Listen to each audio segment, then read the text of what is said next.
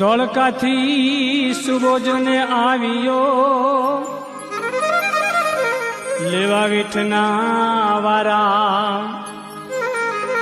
ઓ ધોળકાથી સુબોજને આવ્યો લેવા વિઠના વારા। આજે તો વારો જોધલ પીરનો એનો પરચો જોયો નવ જાય રે કેસરી વાળા રે। એ મારા સતગુરુ જોધલ પીર રે કેસરી વાળા રે। એ મને એક તમારો આધાર રે કેસરી વાળા રે। એ મારા સતગુરુ જોધલ પીર રે કેસરી વાળા।